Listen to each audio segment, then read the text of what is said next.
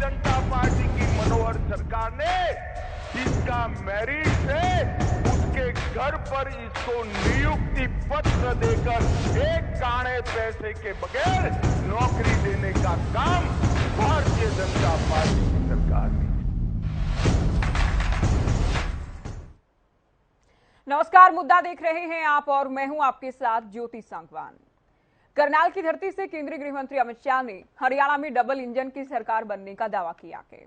पिछली हुड्डा और चौटाला सरकारों पर जमकर प्रहार किया गया। अमित शाह ने सरकार की तारीफ की है तो मिशन 24 का शंखनाद उनकी ओर से किया गया। एक रिपोर्ट।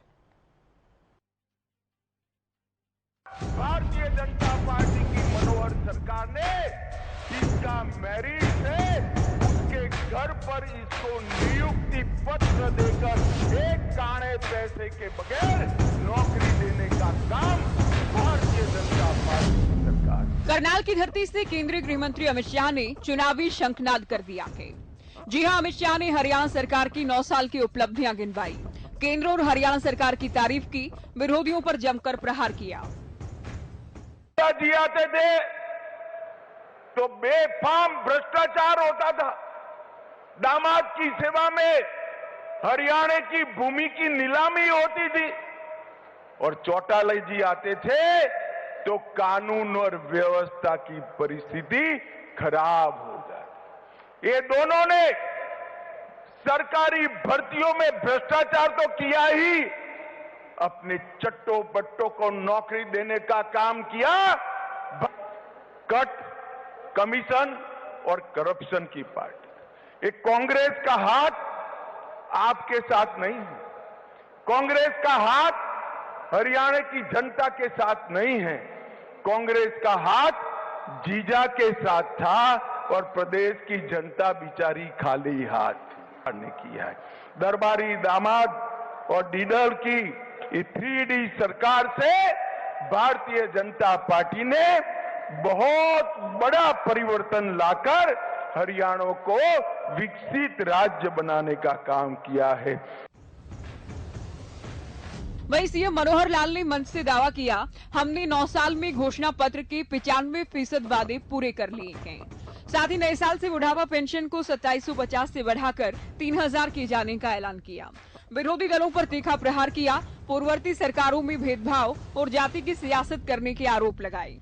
420 का खेल खेलते रहे, लेकिन अब उनके भौरे में चक्र में नहीं आएंगे, जनता नहीं आएगी, ऐसा मेरा विश्वास है। हम पूछेंगे आपने हमारे शासन से पहले 10 साल में क्या किया था, या जो अन्य पार्टियां भी जब भी सत्ता में रही होंगी क्या करते थे। जनता को लूटते भी थे और साथ में कूटते भी थे। लूटने और कूटने का काम वो करते थे। भाइयों बहनों, हम बड़े प्रेम से, सहानुभूति से एक दूसरे के साथ श्रद्धा बनी रहे। और मैं अगली बात कहूंगा, मैं हरियाणा की 2 करोड़ 80 लाख लोगों को अपना परिवार मानता हूं, परिवार के नाते हम काम करते हैं। मित्रों, भाइयों बहनों, ये जो बाबुओं का काम, घुमाने का काम, भ्रष्टाचार का काम, 3C को खत्म करने का काम, 3C यानी क्राइम, करप्शन और कास्ट बेस्ड पॉलिटिक्स, इन 3C को खत्म करने का काम हम करेंगे। शिक्षा, स्वास्थ्य, सुरक्षा, स्वावलंबन, स्वाभिमान, सुशासन और सेवा, ये 7 ऐसे हैं जो जनता के काम आएंगे। लिहाजा करनाल की धरती से गृह मंत्री अमित शाह और सीएम मनोहर लाल ने 9 साल में ऐतिहासिक विकास कार्य होने का दावा किया। नेता प्रतिपक्ष हुड्डा पर 3D की सरकार चलाने के आरोप लगाए। ऐसे में हुड्डा ने आरोपों पर पलटवार किया। 9 साल में प्रदेश बेरोजगारी में नंबर 1 हो गया, महंगाई में नंबर 1 है, भ्रष्टाचार, घोटाले और लूट खसोट में नंबर 1 है, अपराध में नंबर 1 है, नशे में नंबर 1 है, किसानों पर अत्याचार में नंबर 1 है, हर वर्ग किसान, सरपंच, कर्मचारी पर लाठीचार्ज दमन करने में देश में नंबर 1 है, गरीब कल्याण की योजनाएं बंद करने में 1 है और कर्जा लेने में नंबर 1 है। सरकारी गोली से नागरिकों को जान लेने में नंबर 1 है। जाहिर है हरियाणा इस वक्त इलेक्शन मोड में है। केंद्रीय गृह मंत्री अमित शाह ने हरियाणा में चुनावी बिगुल फूंक दिया है। इस बार भी सभी 10 लोकसभा सीटें जीतने का दावा किया। हरियाणा में डबल इंजन की सरकार बनने का दावा किया गया। साथ ही विकास के आधार पर लोगों से भारतीय जनता पार्टी को वोट करने की अपील की। News desk, Haryana news.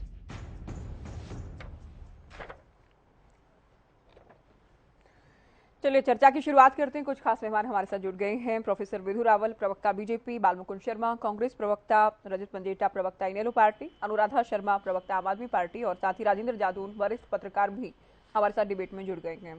स्वागत है आप सभी का। शुरुआत विधु रावल जी आपसे। आज करनाल की धरती से कहीं ना कहीं चुनावी शंखनाद कर दिया गया है, लेकिन जब विपक्ष ये कह रहा है कि हर मोर्चे पर सरकार विफल साबित हुई है, महंगाई, बेरोजगारी, क्राइम को लेकर लगातार नेता प्रतिपक्ष निशाना साध रहे हैं, तो कैसे आप लोग उम्मीद कर रहे हैं कि एक बार फिर से डबल इंजन की सरकार हरियाणा में होगी? ज्योति जी, आपको नमस्कार और आपके माध्यम से हरियाणा न्यूज देख रहे सभी दर्शकों को नमस्कार। हमारे जो साथी पैनलिस्ट हैं, प्रबुद्ध पैनलिस्ट, इन सबको भी नमस्ते। भारतीय जनता पार्टी की 2014 में सरकार बनी थी और उस समय भय, भूख और भ्रष्टाचार का वातावरण था, उनका बोलबाला था। हम जानते हैं कि किस प्रकार से हमने आकर भ्रष्टाचार के खिलाफ एक जंग छेड़ी है और उस जंग में हम जीतते हुए दिख रहे हैं। हम जानते हैं किस प्रकार से जातिवाद, क्षेत्रवाद और परिवारवाद के कुचक्र को हमने तोड़ा है। और आज जैसे मनोहर लाल जी ने, माननीय मुख्यमंत्री जी ने कहा कि पूरे हरियाणा के हर हरियाणा वासी को हरियाणा एक और हरियाणवी एक के नारे के साथ 2,80,00,000 हरियाणवियों को अपने परिवार का सदस्य मानते हुए उनसे क्राइम, करप्शन और कास्ट बेस्ड पॉलिटिक्स को जड़ से उखाड़ कर फेंकने के लिए जो उन्होंने 2014 में भारतीय जनता पार्टी की सरकार बनाई थी, जिस सरकार ने शिक्षा, स्वास्थ्य, स्वावलंबन, सेवा और सुरक्षा हरियाणा वासियों को दी है, वही सरकार जो आज हिंदुस्तान में हर राज्य से अग्रणी है। किस प्रकार से एक लोक जनहितकारी सरकार होनी चाहिए, जनहितकारी सरकार के कार्य होने चाहिए, एक अपने आप में आदर्श प्रस्तुत करती है। आज पूरे हिंदुस्तान के अंदर सबसे अधिक सामाजिक सुरक्षा पेंशन कहीं पर मिल रही है तो हरियाणा में मिल रही है 2750, और उसको आज बढ़ाकर कर दिया 3,000 रुपए। कोई भी पूरे देश के अंदर कोई भी पेंशन, बुढ़ापा पेंशन, विधवा पेंशन और दिव्यांग पेंशन, इस प्रकार की जो सामाजिक सुरक्षा पेंशन है, कोई भी 2750 भी नहीं दे रहा, लेकिन हमने खुद को ही बढ़ाकर किस प्रकार से रिकॉर्ड प्रस्तुत करते हुए 3,000 कर दिया। फसल खराबे का मुआवजा कोई भी प्रांत हमसे ज्यादा नहीं दे रहा, हम 15,000 रुपए प्रति एकड़, हिंदुस्तान में सबसे अधिक जो है, अगर किसान की खेत पे कोई ओले गिरते हैं, कोई प्राकृतिक आपदा आती है, तो सबसे अधिक अगर कोई मदद का हाथ पहुंचाता है तो हरियाणा की भाजपा सरकार पहुंचाती है। फसलों को एमएसपी पर खरीद पूरे हिंदुस्तान में सबसे अधिक अगर खरीद करते हैं तो हम करते हैं, 14 फसलों को करते हैं। हमारे पड़ोसी राज्य एक भी फसल को नहीं खरीदते।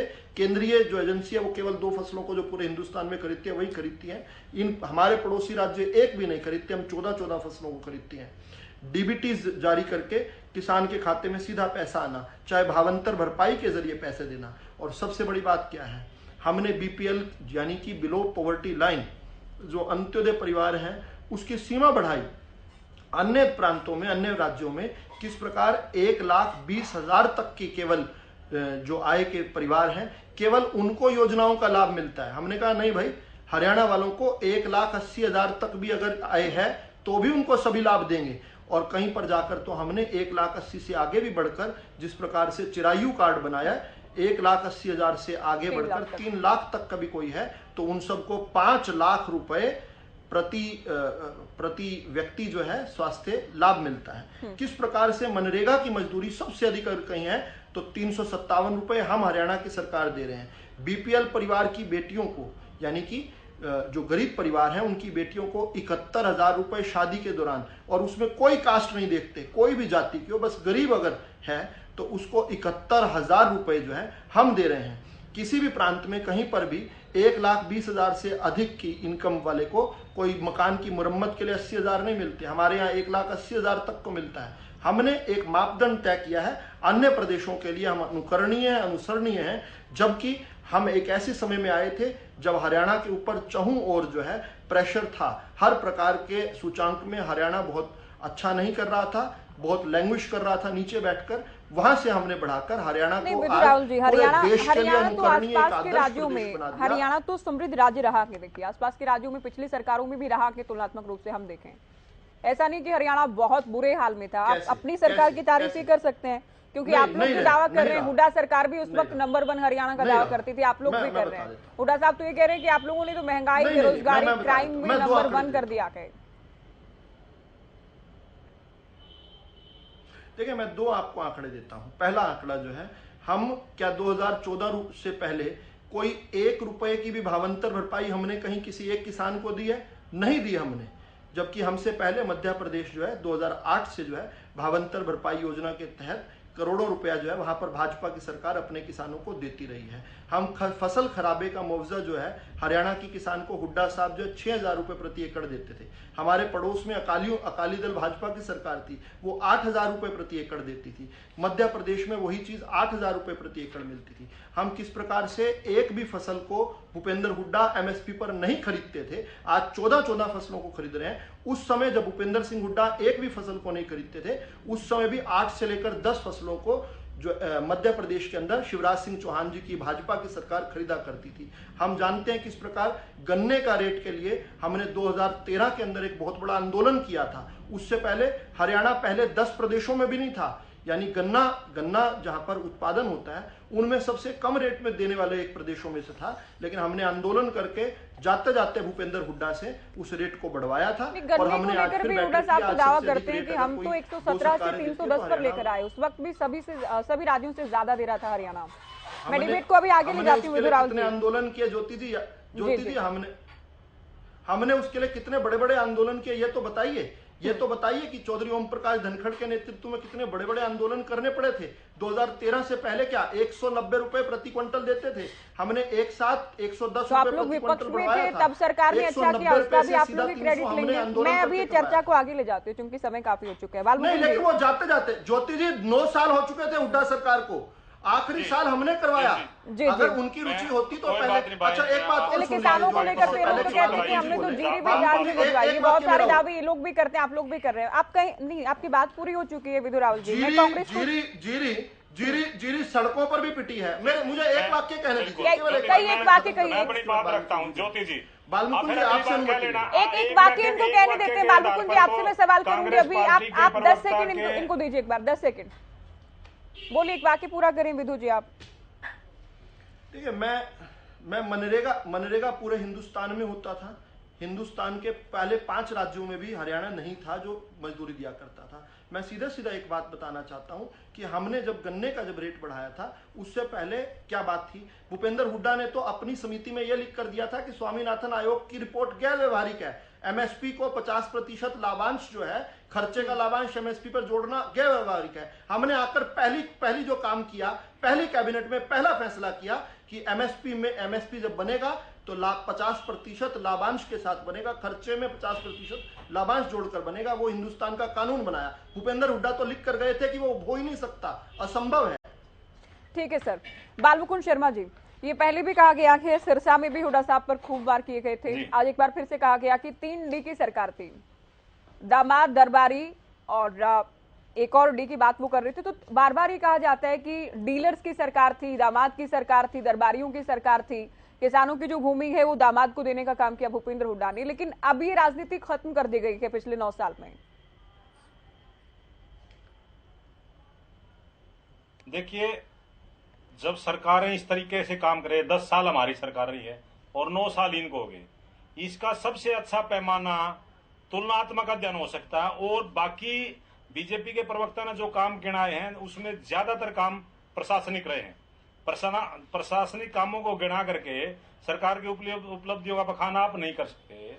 ज्योति जी, सरकार का जो मुख्य काम होता है, जैसे स्वास्थ्य है, शिक्षा है, कानून व्यवस्था है, महिला सुरक्षा है, बेरोजगारी है, विकास डेवलपमेंट कार्य हैं, खेल सुविधाएं हैं, किसान और मजदूरों के हित में जो काम किए, ये सारी सरकार की नीतियों को फलीभूत करता है। और ये जो डिबेट आज है, इस डिबेट का एक महत्वपूर्ण विषय मैं बताता हूँ। बीजेपी के प्रवक्ता, जितने भी प्रवक्ता थे, ये दो धुरी तलवार पे चलते हैं। ये प्रशासनिक बातों को गिनवाते हैं, जबकि हमारा जो काम है डिबेट में हम जो रखते हैं वो शासन ने क्या किया, शासन नहीं, की एग्जीक्यूशन उपलब्धियां के क्या लिए रही, तो शासन क्या प्रशासन ही है ना। शासन वो सरकार जो भी फैसले सुनिए लेगी, सुनिए उनके एग्जीक्यूशन के लिए तो नहीं प्रशासन ही तो ना उनको जी। ना मैं बताता हूँ ना जी, मैं वो उसी पे आते हैं जी। ज्योति जी, मैं बड़े इत्मीनान से समझाऊंगा, आपने इनको समय दिया है, मैं कैसे बताता हूँ। शासन ये तय करेगा कि शिक्षा के क्षेत्र में क्या किया जाए। जैसे कांग्रेस के सरकार में हमने तय किया, हमने उस समय लगभग प्राइवेट 19 यूनिवर्सिटियां बनाई, सरकारी और प्राइवेट। शासन के जो लोग हैं, क्या क्या सीधा जो जनता से जुड़ता शासन, मुख्यमंत्री जी कहीं जाएंगे या मंत्री कहीं जाते हैं तो लोग बताते हैं कि हमारे क्षेत्र में शिक्षा का अभाव है, तो हम वहां डिक्लेयर करते हैं कि यूनिवर्सिटियां खोली जाएं। जैसे हमने अलग अलग छोर पे मीरपुर में यूनिवर्सिटी खोली, बंसीलाल यूनिवर्सिटी भिवानी में खोली, 94 यूनिवर्सिटी जींद में खोली, भगत फूल सिंह महिला विश्वविद्यालय अपने गोहाना में खोला, चौधरी छोटूराम टेक्निकल यूनिवर्सिटी सोनीपत में खोली। मैं ये इस तरीके से शासन का एक काम है।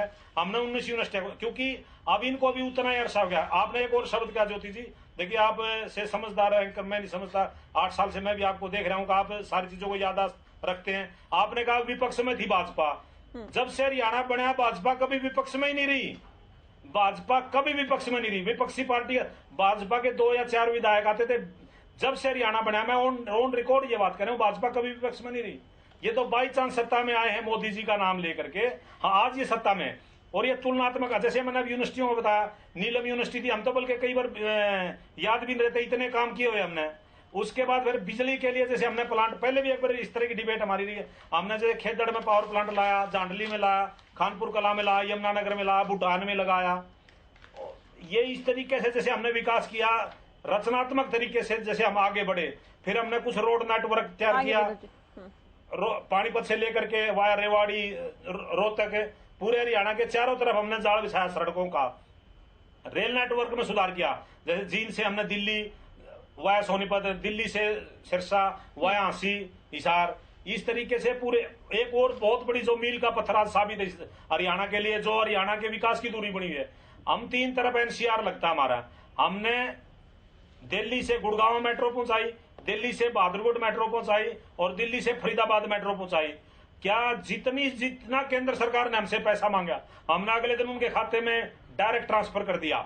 डायरेक्ट, ये जो डीबीटी की बात करते हैं, डायरेक्ट ट्रांसफर ऐसे होता है। हमने केंद्र सरकार, हमारी सरकार थी वहां भी, उन्होंने कहा कि आपको हम मेट्रो देते हैं सुविधा, आप इतने पैसे ट्रांसफर करिए, हमने अगले दिन करा दिए। ये शासन का काम है। उसके बाद फिर हम आगे आ जाते हैं, एम्स है दिल्ली में, एम्स सबसे बड़ा स्वास्थ्य के बारे में एम्स का नाम है दिल्ली में, उसका एम्स पार्ट 2 बनना था। केंद्र सरकार ने हमारी हरियाणा सरकार से बात की कि आप जमीन देंगे, हमने कहा हम जमीन देंगे, कोई आर्थिक मदद हो आर्थिक मदद। हमने रातों रात काम किया और वहां एम्स पार्ट 2 हमने टीम से तैयार किया और वहां पर ओपीडी शुरू करी कैंसर की। फिर उसके बाद केंद्र सरकार ने, हमने कहा कि आप जमीन दोगे, हम आपको रेल कोच फैक्ट्री बना के देते हैं। भाई रेल का कारखाना यहाँ लग गया, जैसे कपूरथला में, हमने इनको खेड़ा खेड़ी में जमीन दे दी केंद्र सरकार में। उसके बाद फिर डेवलपमेंट पे आती है, हमने एक नया आयाम स्थापित किया उद्योग में, ईपीआईपी, इंपोर्ट एक्सपोर्ट प्रोमोटेड कुंडली में, मतलब इंपोर्ट और एक्सपोर्ट का जो आयात का सामान निर्यात का सामान बनेगा, एक अलग से क्लस्टर बनाया। हमने फूड पार्क राई में बनाया, हमने फुटवियर पार्क जैसे जूते चप्पल होते हैं बहादुरगढ़ में बनाया। ये तमाम बातें आप ला रहे हैं बालमुकुंद जी, लेकिन 3D का कोई तोड़ है क्या? जब 3D का क्या तोड़ निकालेंगे? इस बात को बार बार स्थापित करने का प्रयास किया जा रहा है कि 3D की सरकार थी हुड्डा सरकार। अब एक बार, अच्छा उस 3D पे आ जाते हैं, उस 3D पे भी आ जाते हैं, उस पे बालमुकुंद शर्मा ही बोल सकता है जो बात करे। रॉबर्ट वडेरा हमारे परिवार के सदस्य हैं, दामाद भी भाग्य वालों के होता है, इनके दामाद भी नहीं हो सकते। दामाद, आप ये मैं बताता हूं, कन्या जिस घर में कन्या पूजन होता है, दामाद भी भाग्यशाली लोगों के घर में होता है। जिनके घर में दामाद नहीं होते वो घर भी आबाद नहीं होते। ये बात करते हैं दामाद की, लेकिन ये तो कह रहे हैं कि घर का सब कुछ उठाकर दामाद को ही दे दिया ना। वो हमारे परिवार का सदस्य है। ये तो एलिगेशन ये लगा रहे हैं कि हरियाणा के किसानों का हिस्सा, उनकी जमीनें, उनकी भूमि कौड़ियों के भाव पर दामाद को दे दी। एक बेटी का बराबर का हिस्सा है घर में। आज ज्योति सांगवान ये बात कह के दे, अपने मुंह से कहें, क्या दामाद कोई बाहर का हिस्सा है या परिवार का हिस्सा होता है? दामाद की बात करते हैं, ज्योति सांगवान एंकर के तौर पे बताए, क्या दामाद उस परिवार का हिस्सा नहीं होता? जैसे बहू दूसरे घर से आगे, वो बेटी परिवार का हिस्सा होती है। तो हरियाणा से क्या लेना देना है? गांधी परिवार के दामाद ये ऐसे बहकावे नहीं हो सकते। चलिए किसका? मैं विधु जी नहीं, बहुत देर गांधी से कुछ परिवार कहना चाह रहे हैं, कौन सा दामाद बट इन्होंने मैं नाम अभी ही नहीं विधु लिया जी अभी थोड़ा तक। इंतजार और करें क्योंकि मैं इनेलो को भी इनका चर्चा नाम ही में नहीं लिया। जी कौन सा दामाद है वो दामाद इनका है, कौन है? मैं इनेलो अब को भी ये चर्चा बेटा में कहने जोड़ती लग हूँ जाऊं, पंजिटा जी। अमित ठीक शाह है जी का सर, बेटा शर्मा जो जी आपकी बात आ गई है सर। क्रिकेट में बहुत बड़े पद पे बैठा है। पंजिटा जी आगे ना विकास पे लेके जाओ बात को। ठीक है बालमुकुंद जी आपने विस्तार से अपनी बात कह ली, तमाम बातों का आपने जवाब दिया। अभी सुनिए आप, चौटाला सरकार का जिक्र किया गया, कहना यह है कि लूट खसोट की राजनीति उस वक्त होती थी, कानून व्यवस्था पूरी तरह से हाल बेहाल था, नौकरियों की नीलामी होते थे। देखिए ज्योति जी, आपने 3 सवाल करे। जहां तक नौकरियों की नीलामी की बात है तो आज तक तो एक व्यक्ति भी सामने नहीं ला पाए कि किसी ने पैसे देके नौकरी ली हो। और जहां तक इनकी बात है, आपको पता है 30 से अधिक पेपर लीक हो चुके हैं, करोड़ों रुपए में आंसर की बिक्री है, ब्लैंक चेक लिए जा रहे हैं।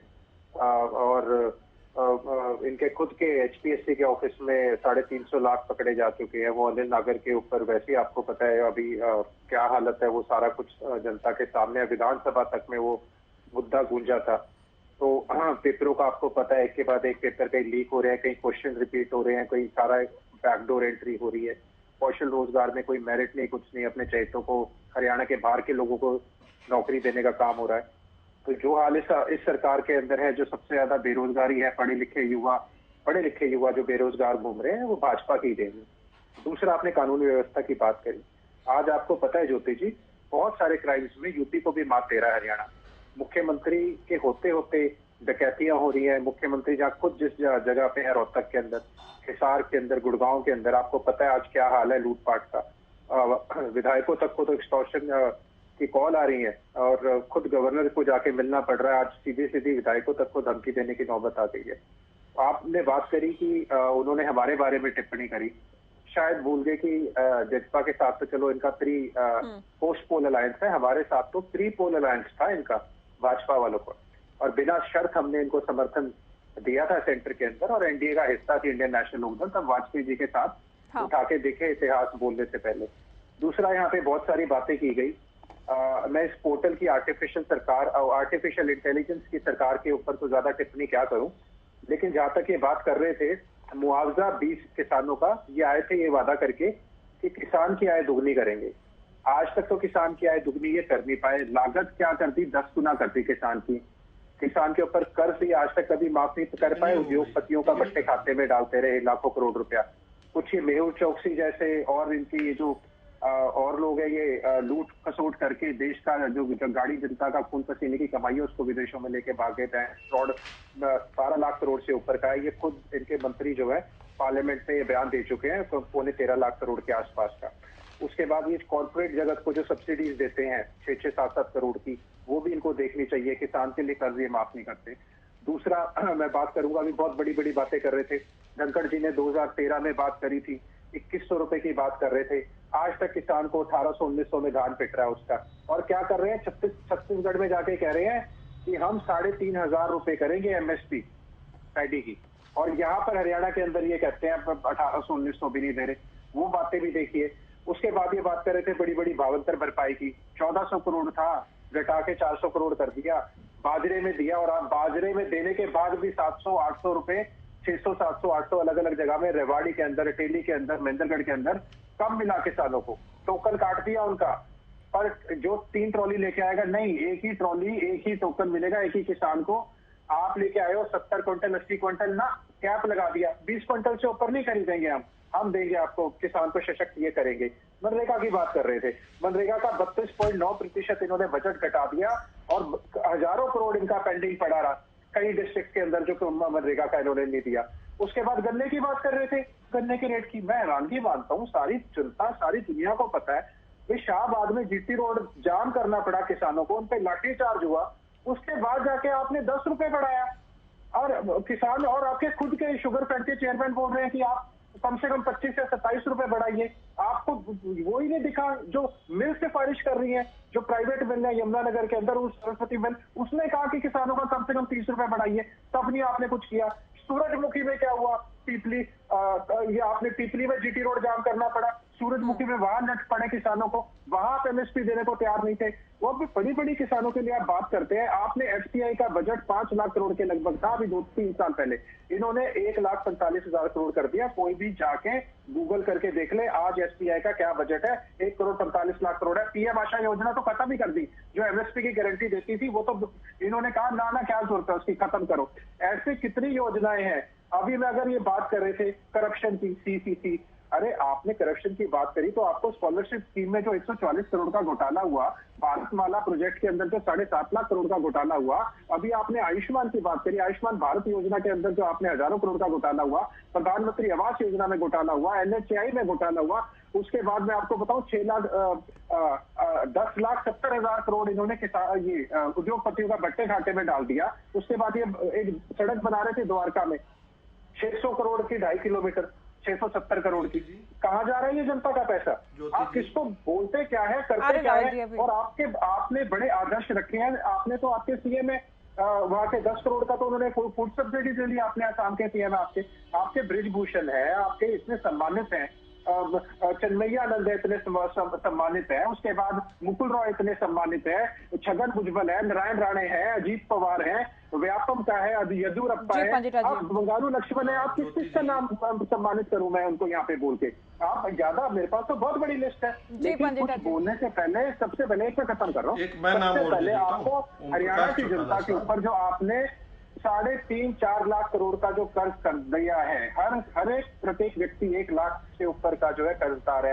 आज आपने जो हरियाणा को इतना कर्जदार बना दिया, उसका बताइए आप चौटाला साहब की सरकार से क्या कंपैरिजन करोगे? आप तो खजाने भरे छोड़ के गए थे। ठीक है पंडिता जी, पता क्या था? चलिए आपने शुरुआत में मेरी बात के उत्तर में जो कहा, आज मैंने दिन में भी बीजेपी प्रवक्ता से मैंने सवाल किया। ज्योति जी 10 सेकंड से अधिक नहीं लूंगा, मैं 1 मिनट खत्म करूं दोबारा। हमने केएमपी हमने बनाया, मानेसर केएमपी को लेकर तो देखिए क्रेडिट गेम हमने डेवलपमेंट कराई, स्टेडियम केएमपी को लेकर तो सभी क्रेडिट लेते, बना तो नहीं था सर, ठीक है, पत्थर लगा दिया, ठीक है, कांग्रेस ने पूरा किया। सभी केएमपी को लेकर तो मैं कह रही हूँ ना, सभी क्रेडिट लेंगे। केएमपी को लेकर तो चौटाला साहब भी, आप भी, बालमुकुंद जी भी बोलने लगे, बीजेपी भी क्रेडिट लेती है, ठीक है। विधु रावल जी, चौटाला सरकार में मिट्टी डलवाई थी 65 जी ने, पूरा हमने किया है, ठीक है, ठीक है। विधु रावल जी, चौटाला सरकार में आप लोग साथी थे, चौटाला सरकार में आप लोग साथी थे जब कानून व्यवस्था को लेकर आप लोग ताना देते हैं, कटाक्ष करते हैं। चौटाला परिवार का एक हिस्सा आप लोगों की सत्ता सरकार में गठबंधन में है, तो क्या चौटाला सरकार वाकई इतनी बुरी थी कि आप लोग निशाना साध रहे हैं? परिवार का एक हिस्सा पार्टी के नाते अभी गठबंधन में है, पहले आप लोग गठबंधन में होते थे, कैसे समझे हरियाणा की जनता? ज्योति जी, इतनी बुरी थी चौटाला साहब की सरकार कि सरकार में रहते हुए लगभग 9 महीने पहले, 10 महीने पहले हमारे 6 के 6 विधायकों ने केवल सरकार से समर्थन वापस नहीं लिया, हमने अपने एमएलए शिप, बीच में मत बोलिएगा प्लीज, अच्छा चलो 6 महीने पहले, चलो 6 दिन पहले, चलो 6 घंटे पहले, चलो 6 घंटे पहले, हिंदुस्तान के इतिहास में इतनी कितनी आप घटना सोच सकते हो कि विधायकों ने अपने विधायक पद से इस्तीफा दे दिया, विधायक एमएलए शिप ही छोड़ दी, इतनी बुरी थी। स्वर्गीय भाई साहब, रजत जी, मैं बीच में नहीं बोला, रजत जी, ये ज्योति जी की डिबेट है, रजत जी मुझे मेरी बात कहने दीजिए, मैं रिक्वेस्ट कर रहा हूँ, रजत जी मैं रिक्वेस्ट कर रहा हूँ, मैं एक शब्द नहीं बोला, एक शब्द नहीं बोला, एक शब्द नहीं बोला। आप लोग विधु जी को हमेशा कहते हैं बीच में बोलते हैं, आज किसी के बीच में नहीं बोले, अभी तक किसी के बीच में नहीं बोले, तो अच्छा ना, डिबेट चल रही है अच्छे से, है ना? मैं सिर्फ एक शब्द ज्योति जी बोलूंगा, ये उंगली कटा के शहीद होने वाला काम होता है। ठीक है, जब बीजेपी दावा करती है आप लोग भी ये कहते हैं उंगली कटाकर शहीद होने का प्रयास किया गया था, हर बार कहते हैं आप लोग। विधु जी आप बात पूरी करें। देखिए कौन सी ऐसी पार्टी है जो 9 महीने पहले 6 के 6 विधायक अपना इस्तीफा दे पाए? आज तक नहीं हुई। इस बात पर भी ना जाए, स्वर्गीय रतनलाल कटारिया जी को किस प्रकार से सांसद रहते हुए उनको फरीदाबाद में उन पर लाठीचार्ज हुआ था, उस सरकार में चौटाला साहब ने किया था। मेरे बहुत नजदीक रहे हैं रतनलाल कटारिया जी, मैं उनको, वो बिल्कुल अपना दर्द बयां करते थे किस प्रकार से चौटाला साहब ने उन तक को भी नहीं बख्शा, सांसद पर भी लाठीचार्ज हुआ था। चलो इस बारे में नहीं बात करते, पेपर लीक की बार बार बोल देते हैं। एक बात रजत जी आप मदद कर सकते हैं, अपनी पार्टी के लोगों को कहिए, रोहतक में जहां इंडियन नेशनल लोकदल का अब तक जिले का रजत जी, ऐसे तो अच्छा नहीं लगेगा ना। मैं आपको एक शब्द नहीं बोलने दूंगा, मैं आपसे वादा करता हूं आपको एक शब्द नहीं बोलने दूंगा। अगर आप ऐसी डिबेट करना चाहें, इस तरह की भी मुझे करनी आती है, आप जानते हैं, बहुत अच्छे से जानते हैं मुझे। चलिए, अब मैं प्रयास कर रहा हूं अपनी बात रखने का। आपने बहुत कुछ अटपटा कहा, मैं सब तरफ चुप रहा। एक भी नौकरी के लिए पैसे नहीं लिए। अरे भाई, कितने मुख्यमंत्री हैं, उंगलियों पे गिन सकते हैं कितने मुख्यमंत्री हैं। 10-10 साल तक तिहाड़ में पापड़ बनाकर आए हो साहब। 3-3 कोर्टों ने एक दिन भी सजा कम नहीं की थी। राम जेठमलानी से लेकर कपिल सिब्बल तक कौन सा महंगा वकील नहीं आपने किया था। हर प्रकार के क्या देश की स्वतंत्रता के लिए गए थे क्या इतने साल बाद जो है? झूठ बोल रहे हैं। अरे बस बीच में हर चीज के लिए, अरे क्या 10 साल जेल में? अच्छा, मुझे अब कुछ और भी बात कहनी है। कानून मंत्री था कपिल सिब्बल, तो कानून मंत्री था। हमारा भी विकास हो गया। ज्योति जी, मैं आखिरी आपने जो कहा वो इस पर ही कह रहे हैं कि नौकरियां अगर नहीं बेची थी तो नौकरियों में ही तो गड़बड़ी का मामला था ना, जिसमें जेल गए चौटाला साहब।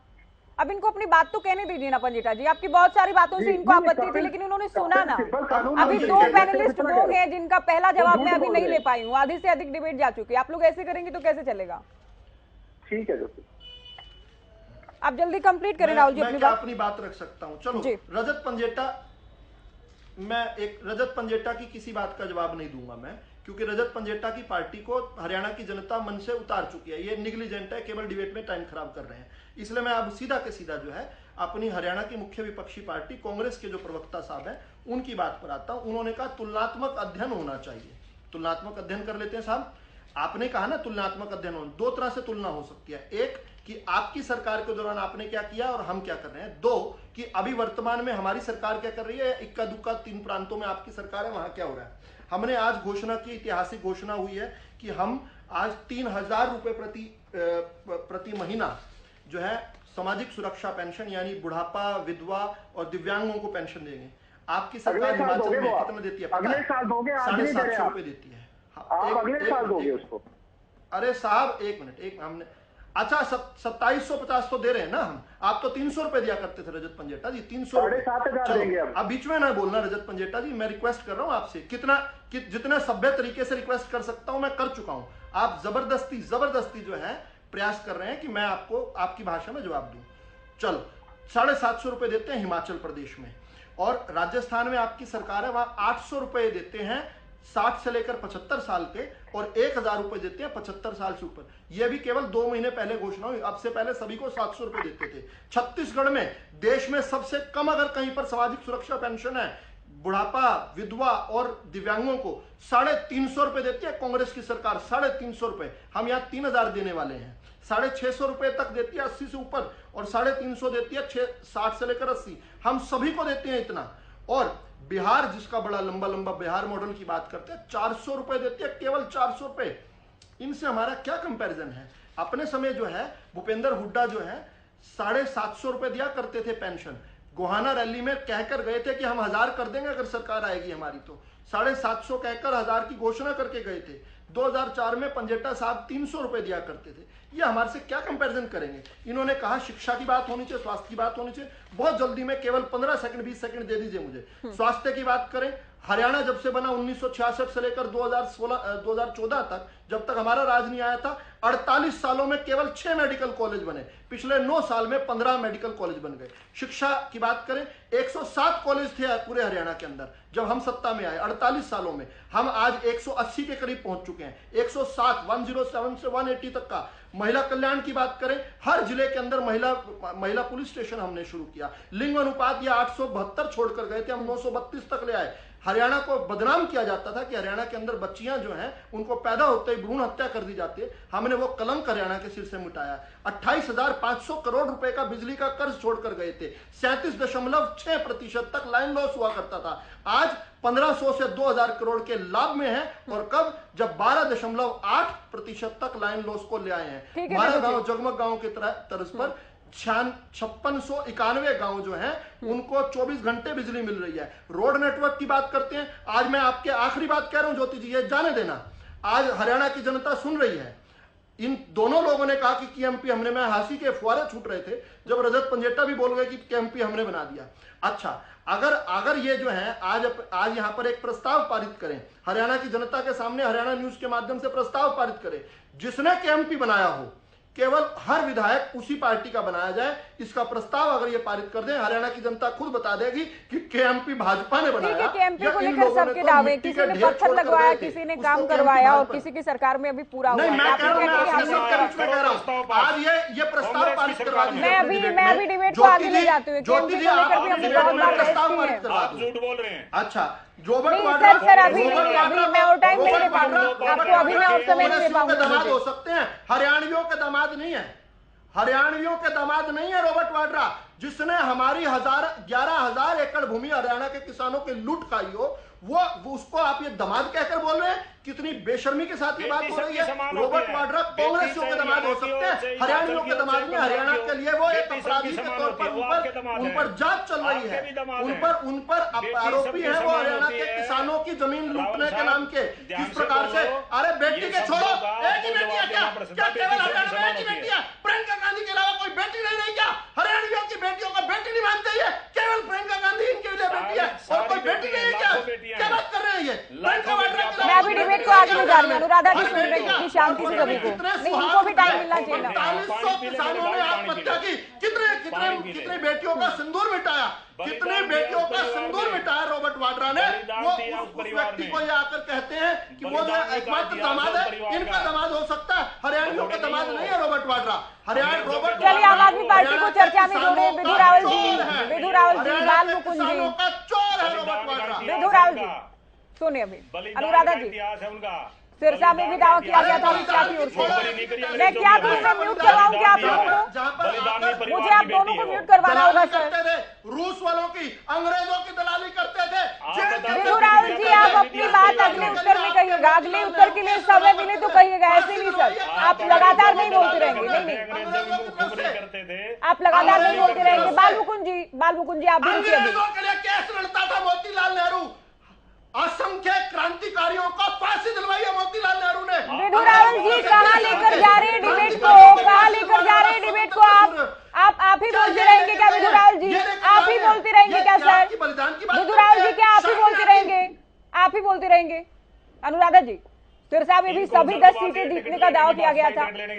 आज एक बार फिर से सभी सीटें जीतने का दावा किया गया कि अमित शाह की ओर से, और कहना यह है कि हमने बहुत विकास किया कि उसी के आधार पर एक बार फिर से हमारी सरकार। अंग्रेजों के पिट्ठू थे कांग्रेसी। विधु रावल जी सुनिए अभी आप। ज्योति, मैं बहुत शांति से सबको सुन रही थी और मैं चाहूंगी कि मेरी बात के बीच में भी कोई ना बोले, क्योंकि जैसा सवाल और जैसी चर्चा चल रही है उसमें जरूर ऐसी बातें आएंगी कि जिसमें बीच में कूदने वाले कूदेंगे ही। मैं नाम नहीं ले रही हूँ लेकिन आप देखेंगी। देखिए 3C और 3D की बात चल रही थी और उसी के आधार पे 10 सीटें जीतने और सरकार बनाने और सरकार के बखान की बात चल रही थी। मैं सुन रही थी, लेकिन मुझे आश्चर्य इस बात का है कि हर आदमी अपनी बात को इतनी खूबसूरती से रख रहा था कि अपने दोषों को छुपाने की उसने पूरी तरह से उसमें कोशिश की। भाजपा के प्रवक्ता कह रहे थे कि हमने क्राइम, कास्ट और करप्शन की राजनीति को दूर किया। हरियाणा के अंदर जो आज माहौल है, मैं हरियाणा की बात करूंगी क्योंकि हरियाणा के विषय पे ही हम डिबेट कर रहे हैं और अमित शाह जी भी आज हरियाणा के विषय पे ही बोल के गए, उसी के ऊपर आपका विषय है। बात आप कर भी नहीं सकते। जी विधु जी प्लीज आप बीच में मत बोलिए। छोटे भाई ये गलत बात है, मैं आपके बीच में नहीं बोली थी बिल्कुल भी। फिर मैं भी वही बात दोहराऊंगी जो आप दोहरा रहे थे कि फिर मैं आपको एक शब्द नहीं बोलने दूंगी, पक्की बात है ये। तो मैं बताना चाहती हूँ कि आप सुशासन की बात करते हैं, आप करप्शन की बात करते हैं, तो करप्शन का नज़ारा देखना है तो आप गुड़गांव और फरीदाबाद, गुड़गांव में आप रहती हैं, फरीदाबाद हमारे पड़ोस में, आ जाइए। करप्शन का नज़ारा यहीं से शुरू होता है, देख लीजिए। मुख्यमंत्री कार्यालय से लेके और गुड़गांव निगम और फरीदाबाद निगम तक करप्शन के जितने चर्चे हैं, जितने मामले हैं, सारे मैं क्रमबद्ध तरीके से आपके सामने रख सकती हूँ, आप देख सकते हो। करप्शन, क्राइम की आप बात करते हैं तो क्राइम सरेआम गोली चलना, सरेआम लूटपाट होना, सरेआम डकैती होना, महिलाओं के साथ बलात्कार होना, बलात्कारियों का पकड़ा ना जाना, रोज की घटनाएं हरियाणा में हो रही है। कैसी कानून व्यवस्था है वो सबके सामने है। अभी बड़े अच्छे तरीके से कहा गया कि हम महिला कल्याण की बात कर रहे हैं, हम आयुष्मान योजना की बात कर रहे हैं, हम प्रधानमंत्री आवास योजना की बात कर रहे हैं। मैं मतलब हास्यास्पद स्थिति ये है कि प्रधानमंत्री आवास योजना के ऊपर मैं आपको इन्वेस्टिगेटिव पूरा वीडियो दिखा सकती हूँ कि जिस महिला का चित्र मोदी जी के साथ में लगा के फ्रंट पे पेपर पे छापा गया कि प्रधानमंत्री आवास योजना में इनका ये मकान बना है। जब उस महिला को ढूंढते हुए वहाँ पे पत्रकार महोदय कोई पहुंचे तो पता चला कि वो महिला कह रही है कि मैं तो ईंट ढोती हूँ, मुझे तो पता ही नहीं मेरा फोटो कब खींच के ले गए, मेरा तो कोई मकान ही नहीं बना। आयुष्मान योजना में 7.5 लाख लोगों का रजिस्टर 3 नंबर का रजिस्ट्रेशन 3 मोबाइल नंबर के ऊपर हो गया। मुर्दों के नाम पे 5-5 लाख रुपए खा गए। आयुष्मान योजना चल रही है। मैं अभी आपके सामने बात चल रही थी जो भारतमाला योजना है, उसके ऊपर कितना करप्शन, कितने सारे लोगों का बैंकों में पैसा, एक गरीब आदमी का 2 लाख रुपए का अगर लोन जमा नहीं होता तो उसका मकान कुरुक हो जाता है। और यहाँ लाखों करोड़ों हजार रुपया अपने चहेतों का, उन लोगों का जो भारतीय जनता पार्टी को डोनेशन देते हैं, उन लोगों का माफ कर दिया गया। आप करप्शन की बात करते हैं, आप लोकतंत्र की बात करते हैं, आप निर्दोष लोगों को ईडी सीबीआई का इस्तेमाल करके उनका गला घोट देना चाहते हैं। आप चाहते हैं कि कोई बोले ना। आपने स्वस्थ लोकतंत्र की हत्या कर दी इस देश के अंदर। आप लोकतंत्र की बात करते हैं, आप डबल इंजन की सरकार की बात करते हो। जब निगम का चुनाव आएगा तो आप 3 इंजन की सरकार की बात करते हो। आप आके देखिए ना गुड़गांव में किस तरह से कूड़े के ढेर लगे हुए हैं, आके देखिए ना किस तरह से बीमारी फैल रही है, आके देखिए कि सांस लेना दूभर हो गया है प्रदूषण के चलते। आप किसानों की बात करते हैं, किसानों को आज कंपोस्ट नहीं मिल रहा, किसानों को आज बेलर मशीन नहीं मिल रही, किसानों के ऊपर आज आप जुर्माना करने पराली जलाने के ऊपर, किसान आज रोडों के ऊपर धक्के खा रहा है गन्ने के मूल्य के लिए। किसानों की जमीन सरकार ने ले ली, वो अपने पैसों के लिए, उस मुआवजे के लिए कोर्ट के चक्कर काट रहे हैं। और तो और जो योजनाएं आप किसानों की गिनवा रहे हैं, एक किसान क्रेडिट कार्ड बनवाने के लिए 25,000 रुपए रिश्वत देनी पड़ रही है एक आम आदमी को। आप किन आंकड़ों की बात करते हैं? आप पोर्टल की बात करते हैं, पोर्टल आपके फेल पड़े हैं। बिना पैसे लिए आपका क्लर्क कागज नहीं पकड़ता है कार्यालय के अंदर। आप धरातल की बात करिए। सरकारी आंकड़े गिनाना बहुत आसान है, सरकारी आंकड़े तो डीसी ऑफिस से, एडीसी ऑफिस से आपने लेके यहाँ बैठ के गिन दिए। आज आम जनता कितनी त्रस्त है हरियाणा के अंदर, और आप सुशासन की बात कर रहे हैं। तो मैं आपको ये कहना चाहती हूँ, बड़े विनम्रता के साथ आपके माध्यम से ये कहना चाहती हूँ कि भारतीय जनता पार्टी आईना देखे, और नहीं देख रही है तो 2024 के चुनाव में उनको दिखाई दे जाएगा। और ये जो नई नई घोषणाएं बता रहे हैं ना, 3,000 पेंशन, ये पहली बात तो वो अपने घर से नहीं दे रहे, लाखों करोड़ों रुपए का कर्जा सरकार ने ले रखा है। अगर दे देंगे तो कोई एहसान नहीं करेंगे किसी के ऊपर। और क्या है कि चुनाव सर पे आ रहा है, तो आज आप कह रहे हैं कि हम 41,000 नौकरियां देंगे अगले 6 महीने के अंदर। आप कह रहे हैं हम 3,000 रुपए पेंशन देंगे। आपकी तो स्थिति ये है कि आप तो जनता की बात तक नहीं सुन सकते। अरे मुख्यमंत्री जी के कार्यक्रम के अंदर एक महिला अपनी बात कहने के लिए खड़ी हुई, देहात की सीधी सादी महिला, तो मुख्यमंत्री जी उसके ऊपर कटाक्ष कर रहे हैं। वो आपको ना चंद्रयान पे भेजेंगे। आप चंद्रयान से लेके, सीएम साहब ने हल्के फुल्के अंदाज में कहा, आप चंद्रयान से लेके और छोटी सी छोटी प्रशासनिक बातों तक का क्रेडिट लेते हैं। जी अनुराधा जी, क्रेडिट भी तो लीजिए। अनुराधा जी, क्रेडिट भी तो आप ही के खाते में जाता है। ठीक है विधु रावल जी, आपके पास आएंगे, लेकिन जादून जी को मैं चर्चा में जोड़ती हूँ आपसे पहले। 10 साल की एंटी इनकम्बेंसी होगी, केंद्र की बात करें या हरियाणा की बात करें, जादून जी क्या राहें आसान होंगी बीजेपी की इस बार भी क्लीन स्वीप करने का दावा करना या फिर से राज्य में भी सरकार बनाना? 10 दावा तो पिछली बार भी किया था उन्होंने कि 75 पार करेंगे हम। दावे तो होते रहते हैं। हालांकि सरकार की नीयत पर हम कोई संदेह व्यक्त नहीं कर रहे कि सरकार का उद्देश्य ठीक था कि हम ये टेक्नोलॉजिकल सिस्टम लेके आएंगे जिससे तमाम तरह की जो अनियमितताएं हैं उस पर रोक लगेगी। लेकिन उसके साथ साथ जिस जो लाभार्थी वर्ग था उसका भी नुकसान देखा गया। तो वो नुकसान हुआ, कई तरह के सिस्टम जो नए नए लेके आए उसमें जो टारगेटेड क्लास थी या टारगेटेड पर्सन थे आपके, जो कम्युनिटी थी, उनका भी नुकसान हुआ। और करप्शन जिस तरह से बहुत नियंत्रित करके जीरो कर देने का जो इरादा था वो नहीं अचीव हो पाया, वो पूरी तरह से हासिल नहीं हो पाया। लेकिन फिर भी यह है कि सरकार का इरादा ठीक है, उसके उद्देश्य ठीक है। उसको जो है जिस तरह से उसमें आगे सिस्टम लेकर आए हैं, तो उन्होंने ये कोशिश की है कि भ्रष्टाचार जीरो हो जाए, शून्य हो जाए, और जो पात्र व्यक्ति हैं उनको सरकार की योजनाओं का पूरी तरह से लाभ मिले। लेकिन उसमें भी कमियां रही कि अपात्र भी हटाने के चक्कर में पात्र भी बाहर हो गया, और जो पूरी तरह से करप्शन को शून्य करने की बात थी वो भी नहीं हो पाया। लेकिन फिर भी सरकार के पक्ष में माहौल भी है, विरोध में भी है, और पूरी तरह से मिला जुला माहौल है। अब देखते हैं कि सरकार के दावे किस हद तक सही होते हैं, किस तरह से खरे उतरते हैं, जो वो सरकार किस तरह से उनको साकार कर पाती है अपने सपनों को। आएंगे विदु जी आपके पास, उससे पहले कांग्रेस को भी मैं टाइम दूंगी। सरकार जो है अपने समीकरणों पर भी लगी हुई है। एक बार आम आदमी पार्टी की एक बात जल्दी से पूरी करनी है। चलिए जादौन जी को तो सुनिए अभी, अगर काउंटर में आपको एक वाक्य में कुछ कहना है, संक्षिप्त में कुछ कहना है, तो मैं उसके लिए टाइम दूंगी। लेकिन सरकार ने कुछ स्टेप लिए हैं, कच्ची बस्तियों का नियमन किया है, सामाजिक सुरक्षा पेंशन का भी है, कुछ और जो है अंत्योदय उत्थान का जो इनका बहुत जबरदस्त जोर है, जिस पर इनका जो मुख्य लक्ष्य है, उसको लेकर मुझे लगता है कि सरकार जो है चुनावी फायदे इस अंत्योदय उत्थान से भी ले पाएगी, क्योंकि जो बिल्कुल निचले वर्ग का था, आर्थिक रूप से बहुत निचले कमजोर वर्ग का जो समुदाय था, उसको ऊपर उठाने का जो प्रयास है, उसका लाभ इस सरकार को मिलेगा। मुझे लगता है कि जिस तरह से सरकार ने तमाम कमियों में रहने के बावजूद जो पूंजी अर्जित की है, उसके आधार पर वो अगर दावे करती है, तो हो सकता है कि वो अपने टारगेट के करीब पहुंच जाए।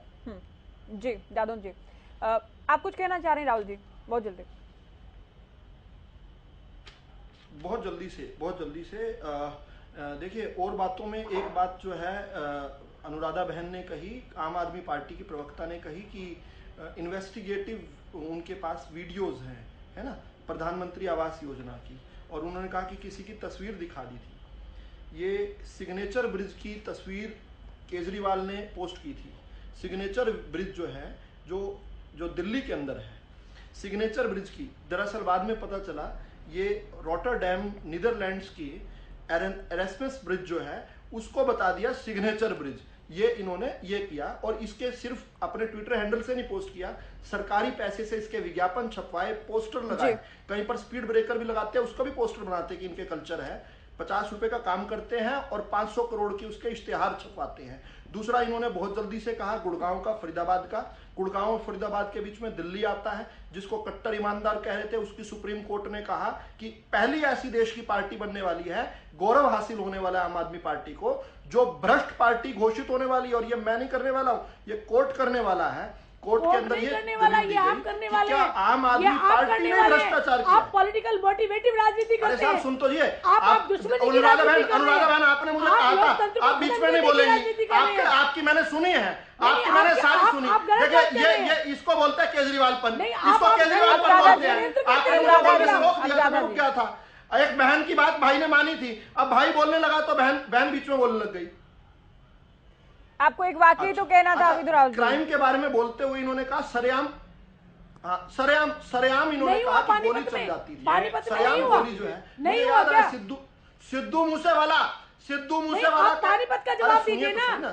सिद्धू मूसेवाला तो पंजाब में बैठा, पानीपत का जवाब दीजिए। अरे भाई अनुराधा जी, इतना थोड़ी बौखलाना। देखो अच्छा, आप केजरीवाल की प्रवक्ता जब अपनी बात कहकर मुकर जाए, केजरीवाल पर कौन भरोसा करेगा? मेरे पास टाइम अभी नहीं है विदु राहुल जी, देखिए सभी को समय देना जरूरी है। बाल मुकुंद जी को केवल शुरुआत में एक उत्तर देने का मौका मिला, उसके बाद टाइम नहीं मिल पाया उनको। बाकी प्रवक्ताओं के साथ जस्टिस नहीं हो पाई। अनुराधा शर्मा जी, आप भूल गए बिजली और पानी। अनुराधा शर्मा जी, विदु राहुल जी, आप दोनों शांति से अभी सुनेंगे। मेरा कांग्रेस से अभी प्रश्न है, आप दोनों रुकिए अभी। विदु राहुल जी ऐसे नहीं सर, नहीं ऐसे नहीं सर, बिल्कुल नहीं, ऐसे नहीं, नहीं डिबेट ऐसे नहीं चलेगी। विदु राहुल जी, आपको एक बाकी कहना था, आपको एक वीडियो, एक फोटो दिखाना, तो आप दिखा चुके हैं। जातिगत राजनीति करने के आरोप लगे बाल मुकुंद शर्मा जी। सीएम साहब कह रहे हैं कि अब भी आप लोग जाति की राजनीति करते हैं, अलग अलग जातियों के डिप्टी सीएम बनाने के वादे आप लोग कर रहे हैं। जाति के आधार पर तो रिजर्वेशन दिया जाता है इस देश में, संविधान में प्रोविजन है। ये तो कोई जाति की राजनीति की बात ही नहीं। किसी जाति के उत्थान के लिए मुख्यमंत्री जी जाते हैं, हर जगह जाति का सम्मेलन करते हैं, जाति के उत्थान की बात करते हैं, और जातियों के आधार पर ये भाजपा ने तो जाति कार्ड खेलती है। ये तो प्रदेश अध्यक्ष तक जाति के नाम पर बनाते हैं कि हमने ये, चलो इनके मैं तो एक आंकड़ों पर जाता हूँ ताकि प्रदेश की जनता सुने। 90 लाख रुपए टैक्सी में मिले अनिल नागर की, जो HPSC में जो सेक्रेटरी थे। उसके बाद HSCC में कांग्रेस के द्वारा भर्ती किया हुआ अधिकारी था। कांग्रेस ने भर्ती किया था अनिल नागर को, कांग्रेस ने भर्ती किया था। कोर्ट ने उस पर स्टे लगाया, कोर्ट से जाकर स्टे तुड़वा के आया। कोर्ट ने अनिल नागर को पहले पकड़ लिया था। अनिल नागर जैसे असंख्य लोगों को इन्होंने भर्ती दिया, पैसे टैक्सी लेकर पर्ची और पर्ची लेकर भर्ती, ऐसे अनिल नागर जैसा तरीका नहीं है।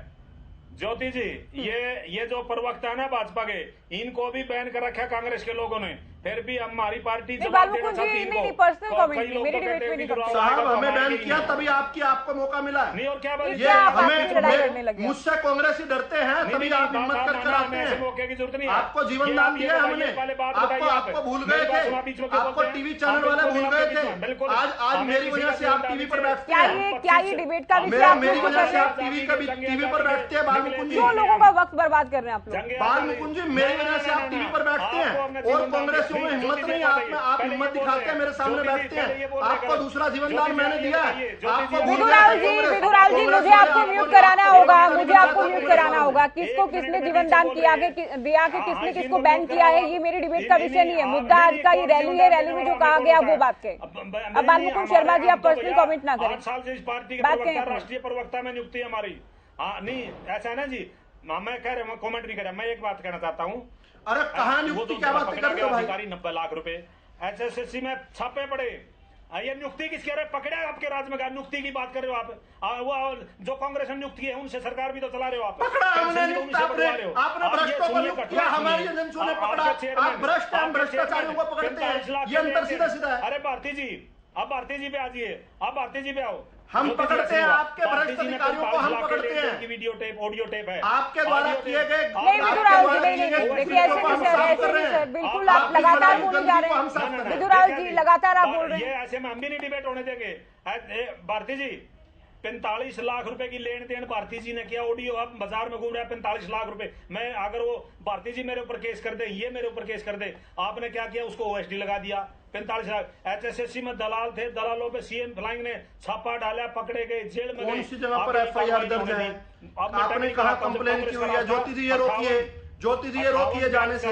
ये कैसे किसी शरीफ आदमी पर नाम लेकर आरोप लगा रहे हैं आपके टीवी चैनल पर? आप अपना फोन ये नंबर लीगल एक्रोमनी है, इस पर रोकिए। आप अपना फोन नंबर भेज दिए। अरे भाई, आपने एफआईआर क्यों करवाया? आपने एफआईआर क्यों करवाया? कहाँ एप्लीकेशन दिया है? कौन सा चलिए आप दोनों आपने कई आरोप सरकार पर लगाए हैं। विधुराल जी, दोनों क्या मेरा टाइम खराब करे? ज्योति जी, पंजिटा जी, ज्योति जी, देखिए समय तो बर्बाद होगा। आप लोग आपसी लड़ाई लड़ेंगे या फिर मुद्दे पर बात करेंगे? मैं पंजेटा जी से आखिरी कमेंट अभी ले लूं। पंजेटा जी, सीएम साहब का आरोप है कि पहले लूटते भी थे और पीटते भी थे लोगों को। बीच में बोल जाते ये कोई बीजेपी के, लेकिन हमने समान विकास कराया गया बिना किसी भेदभाव के। लूट खसोट की जो सियासत थी, राजनीति चलती आई थी पूर्ववर्ती सरकारों में, उसे हमने खत्म किया के। देखिए ज्योति जी, बोलने को क्या है, कोई तथ्य हैं तो सामने लाएं। और मुझे तो लगता है सारे शरीफ भाजपा में भर्ती हो रखे हैं, सारे शरीफी का सर्टिफिकेट भी एक दूसरे को देते रहते हैं ये लोग। लेकिन अभी इन्होंने मेडिकल कॉलेजेस और कुछ बारे में बात करी, तो स्वास्थ्य के बारे में। तो देखिए, मैं इनको बताना चाहूंगा कि एमडी मेडिसिन की जो रिक्वायर्ड सीट्स हैं वो 241 है, और आज की डेट के अंदर हरियाणा सरकार के पास जो दिखाती है वो 50 दिखाती है। गायनेकोलॉजिस्ट भी नहीं है, ऐसी 193 है, 95 की सिर्फ ये रिक्वायरमेंट बता रहे हैं। एनेस्थीसिस्ट भी नहीं है, पेडियाट्रिशियन भी नहीं है, सर्जन भी नहीं है, 143, 146 है ऐसे। अभी ये बात कर रहे थे कि हरियाणा में पता नहीं कि 15-16 कितने मेडिकल कॉलेजेस गिनवा दिए। हरियाणा में ज्योति जी केवल 6 गवर्नमेंट कॉलेज है। मैं नाम बता देता हूँ, Pandit Bhagwat Dayal post graduate medical science. 15 medical college तो हैं इस वक्त वर्किंग है, 8 मेडिकल कॉलेज इस वक्त पाइपलाइन में है। ये हालांकि पिछली सरकार में कहा था हम 22 दिनों में बना देंगे, उसमें तो सरकार धीरे चल रही है अभी, लेकिन 15 अभी वर्किंग। कितना वक्त, इतना ज्योति जी फिर उतना ही बोलना चाहिए ना जितना 15 में से 60 तो हमने नहीं, 15 वाला आंकड़ा झूठा नहीं है सर। तो हमारे टाइम के ये जो गिना रहे थे 15 ही बोले भाई, 150 थोड़ी बोल दिए, मुख्यमंत्री थोड़ी बोल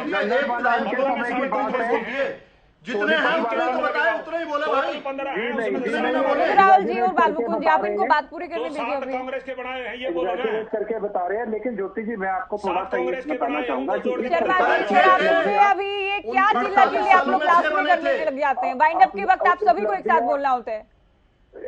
इस सरकार की उपलब्धियां बारदाना से लेके धान घोटाले से, गेहूं घोटाले से लेके सरसों, चना, उसके बाद ये राइस मिल वाला जो चावल वाला जो अभी भी मुद्दा चल रहा है स्टॉक को लेकर, उसके बाद शराब रजिस्ट्री, किलोमीटर स्कीम, ट्रांसफर, फसल बीमा योजना घोटाला, अम्बाला स्टेडियम में घोटाला, बिजली वितरण निगम में घोटाला, दक्षिण बिजली निगम में घोटाला, योजनाओं का नाम बता रहे हैं। 500 करोड़ अरे भाई योजनाएं पढ़ रहे हो। बताइए कहाँ सुविधा शुल्क के बिना काम हो रहा है? आप जो इतनी बड़ी बड़ी बातें कर रहे हैं। सर आप ये कह रहे हैं कि बहुत घोटाले हो रहे हैं, सरकारी कहती है जो गड़बड़ होती है हम ही सामने लाते हैं। विदुर राहुल जी आखिरी कमेंट आपका, और बहुत कम टाइम में आप बात पूरी कीजिएगा क्योंकि अनुराधा जी से और जादव जी से भी मुझे आखिरी कमेंट लेने हैं, इनको टाइम कम मिल पाया आज। नाम पे वोचर एक तो आप लोग आपस में लड़ने लग जाते हैं ना सर, सारा समय बर्बाद हो जाता है। मैं मान रही हूँ अनुराधा जी ने पंडिता जी, रजत पंडिता जी, सर सुनिए टाइम नहीं है अभी। विदुर राहुल जी आप भी बहुत शॉर्ट में अपनी बात कहिएगा। देखिए जाकी रही भावना जैसी, प्रभु मूरत देखी तिन तैसी। इन लोगों की भावना ही भ्रष्टाचार की थी, इसलिए इन्होंने कहा बोलने में क्या जाता है। इन्होंने ये भी बताया कि सारे शरीफ जो है भाजपा में भर्ती होते हैं क्योंकि सारे लोगों का अंतिम गंतव्य इंडियन नेशनल लोकदल बन गया। कांग्रेस, इनको म्यूट करवा दीजिए तब मेरी बात पूरी होगी। पंडिता जी जानबूझकर बीच में बोल रहे हैं, इनका आखिरी बात हो चुकी है, अब इनको क्यों नहीं म्यूट करवा देते आप? सर म्यूट तो आप भी जब बोल रहे थे मैंने आपको भी नहीं करवाया। इन्होंने एक लिस्ट ऑफ बताया। चलिए इनकी बात हो चुकी है ना, अभी मेरी बात तो होनी है ना। आप जल्दी अपनी बात करें। इन्होंने एनेस्थीसिस्ट की बात बताई, इन्होंने पीडियाट्रिशियन की बात बताई, इन्होंने सभी सर्जन्स की बात बताई। हमने 750 से बढ़ाकर 2500 सीट्स की, जिसके बाद डॉक्टर्स बढ़ेंगे। इन्होंने कहा भाई पंडिता जी नहीं सर ऐसे नहीं, मैं दरअसल हमारी हर योजना, देखिए समय खत्म हो चुका है डिबेट का, उसके बावजूद में आप लोगों को बात कहने का मौका देती हूँ, आप लोग वक्त बर्बाद कर रहे हैं। पंडिता जी मुझे आप म्यूट कीजिए, पंडिता जी सभी को म्यूट करें। आप विदुर राहुल जी जल्दी अपनी बात करें। 4000 से 5000 करोड़ रुपए का हरियाणा का बजट हुआ करता था। ये कर्ज की बात करते हैं, आज वो बढ़कर जो है लगभग 2 लाख करोड़ के करीब पहुंच चुका है। किस प्रकार कांग्रेस जो है उसको 35,000 करोड़ पर छोड़ के गई थी, हम 2 लाख तक ले गए हैं। ये सबसे बड़ा जो है एक बात। दूसरा इंफ्रास्ट्रक्चर डेवलपमेंट की बात करूं, केवल बिजली के हमारी कंजम्पशन जो है पूरे हिंदुस्तान में सबसे अधिक 22% तक हमारी कंजम्पशन बढ़ी है।